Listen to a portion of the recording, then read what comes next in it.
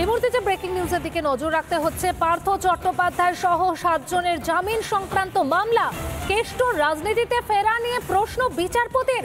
পার্থ চট্টোপাধ্যায় এখন দলে নেই, দাবি প্রার্থর আইনজীবী মিলন মুখার্জির। জামিন পেয়ে পার্থ দলে ফিরতে পারেন, পাল্টা প্রশ্ন বিচারপতি অপূর্ব সিনহার। 1 অক্টোবরের মধ্যে সিবিআইকে লিখিত বক্তব্য জমার নির্দেশ। আমরা বিস্তারিত জানবো আমাদের প্রতিনিধি প্রিয়াঙ্কার কাছ থেকে। প্রিয়াঙ্কা, আজ যে ঠিক কথোপকথন হলো, তুমি বিস্তারিত জানাও আমাদের। দেখো পাইল, ইতিমধ্যে যা উঠে আসছে আজকে পার্থ চট্টোপাধ্যায় সহ বাকিদের যে জামিন মামলার শুনানি, সেই জামিন মামলার শুনানি চলাকালীন বেশ কিছু প্রশ্ন উঠে আসে এজলাসে, এবং সেই এজলাসের শুনানি চলাকালীন পার্থ চট্টোপাধ্যায় আইনজীবী মিলন মুখার্জি তিনি স্পষ্টত বলেন পার্থ চট্টোপাধ্যায় এখন দলেও নেই। সেক্ষেত্রে বিচারপতি অপূর্ব সিনহার স্পষ্ট বক্তব্য সুপ্রিম কোর্ট থেকে একজন বীরভূমে জামিন পেয়েছেন, তিনি তো আবার দলে যোগ দিয়েছেন। জামিন পাওয়ার পরেও পার্থ চট্টোপাধ্যায় দলে যোগ দিতে পারেন। সেক্ষেত্রে পার্থ চট্টোপাধ্যায়ের আইনজীবী জানান যে আপনি অনুব্রত মণ্ডলের কথা বলছেন, অনুব্রতের সঙ্গে পার্থ চট্টোপাধ্যায় তুলনা করবেন না। অনুব্রত মণ্ডল বিধায়ক নয়, অনুব্রত মণ্ডল একজন রিমোট কন্ট্রোলার, গোটা বীরভূম তিনি কন্ট্রোল করেন। শুনানি চলাকালীন আজ শুরুতেই সিবিআই এর পক্ষ থেকে সময় চাওয়া হলে সিবিআই এর আইনজীবীদের উদ্দেশ্যে বিচারপতির স্পষ্ট বক্তব্য যে আপনার ক্লায়েন্ট জেলে নেই, তাই আপনাদের তাড়া নেই। তার মানে এই নয় যে আমি জামিনের পক্ষে কথা বলছি। আদালতের স্পষ্ট নির্দেশ, 1 অক্টোবরের মধ্যে সিবিআই কে তাদের সওয়ালের বক্তব্য লিখিতভাবে জমা দিতে হবে এই মামলার সমস্ত পক্ষকে। ধন্যবাদ প্রিয়াঙ্কা। অর্থাৎ 3 অক্টোবর মামলার পরবর্তী শুনানি, সেদিকে আমাদের অবশ্যই নজর থাকবে। ধন্যবাদ প্রিয়াঙ্কা তোমাকে।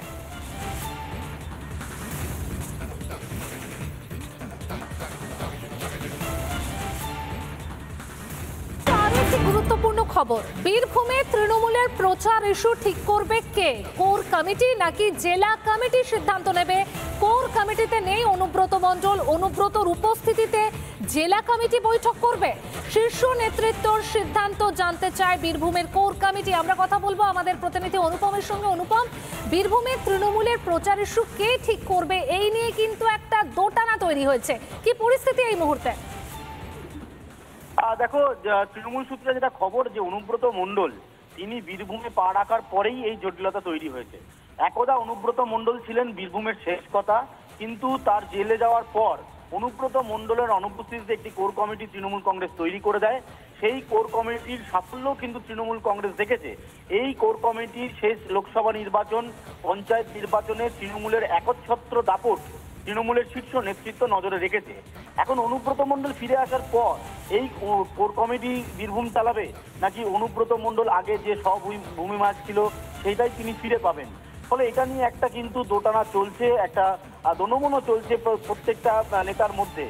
এরই মধ্যে তৃণমূল শীর্ষ নেতৃত্বের কাছে কোর কমিটি জানতে চেয়েছে বলে সূত্র মারফত দাবি করা হচ্ছে যে কোর কমিটির ভূমিকা কি। আগামী দিনে কোর কমিটি যেভাবে চলছিল সেভাবে চলবে, নাকি কোর কমিটিতে অনুব্রত মণ্ডলকে রেখে ফের কোর কমিটি বীরভূম জেলায় কাজ করবে? এই বিষয়টা একটা ধোঁয়াশার মধ্যে রয়েছে, যে ধোঁয়াশা কাটাতে চাইছে এই মুহূর্তে বীরভূমের কোর কমিটি। সেই জন্য শীর্ষ নেতৃত্বের কাছে জানতে চাওয়া হয়েছে। উত্তর এসে পৌঁছালে ছবিটা আরো স্পষ্ট হবে যে বীরভূমে যে একটা জটিলতা তৈরি হয়েছে, একটা ধোঁয়াশা তৈরি হয়েছে, যে বীরভূম কে চালাবেন, অনুব্রত মণ্ডল চালাবেন না মমতা বন্দ্যোপাধ্যায় তৈরি করে দেওয়া কোর কমিটি আগামী দিনে বীরভূম চালাবে, এইটা অনেকটা স্পষ্ট হবে। তবে দলের এখনো শীর্ষ নেতৃত্বের তরফে এ বিষয়ে কোনো মন্তব্য করা হয়নি। অর্থাৎ অনুপম, শীর্ষ নেতৃত্বের সিদ্ধান্তের উপরেই সবটা দাঁড়িয়ে রয়েছে। ধন্যবাদ তোমাকে। আমরা কথা বলছিলাম আমাদের প্রতিনিধি অনুপমের সঙ্গে। বীরভূমের তৃণমূলের প্রচার ইস্যু ঠিক করবে কে? শীর্ষ নেতৃত্বের সিদ্ধান্ত জানতে চায় বীরভূমের কোর কমিটি। এই মুহূর্তে আরো একটি ব্রেকিং নিউজ, আর্থিক সংকটে ভুগছেন অনুব্রত মণ্ডল। এবারের পুজোয় ভুরিভোজ নয়, পুজোয় 4 দিনে খাবারের আয়োজনে কাটছাট। এবার আর গ্রামবাসীদের খাওয়াচ্ছেন না অনুব্রত মণ্ডল। রক্তের সম্পর্কের মানুষদের সঙ্গে কোনো যোগাযোগ নয় বললেন অনুব্রত মণ্ডল। আর্থিক সংকটে ভুগছেন অনুব্রত। প্রত্যেক বছরই তার পুজোর জাঁকজমকটা আপনারা প্রত্যেকেই জানেন, আমরাও দেখিয়েছি আপনাদের, কিন্তু এইবারে দেখা যাচ্ছে যে জাঁকজমক তা আর থাকছে না। কারণ এবারের পুজোয় ভুরিভোজ নয়, পুজোয় 4 দিনে খাবারের যে আয়োজন, সেই আয়োজনেও কাটছাট করা হয়েছে। এবার আর গ্রামবাসীদের খাওয়াচ্ছেন না অনুব্রত মণ্ডল। রক্তের সম্পর্কের মানুষদের সঙ্গেও যোগাযোগ নয়, এমনটাই কিন্তু বলেছেন অনুব্রত মণ্ডল। ঠিক কি বলেছেন তিনি একবার শোনাই আপনাদের। দাদা, খাওয়া দাওয়া এবারে একটু অনেকে জানতে যে দাদা কেমন? না, আমি খাওয়ানো দাওয়ানো এবারে আমার খাওয়াতে বেশি ভালোবাসেন, কিন্তু আমার আর্থিক কন্ডিশন সেরকম। দাদা খাওয়া দাওয়া এবারে একটু অনেকে জানতে যে দাদা কেমন? না, আমি খাওয়ানো দাওয়ানো এবারে আমার খাওয়াতে বেশি ভালোবাসেন, কিন্তু আমার আর্থিক কন্ডিশন ছিল না।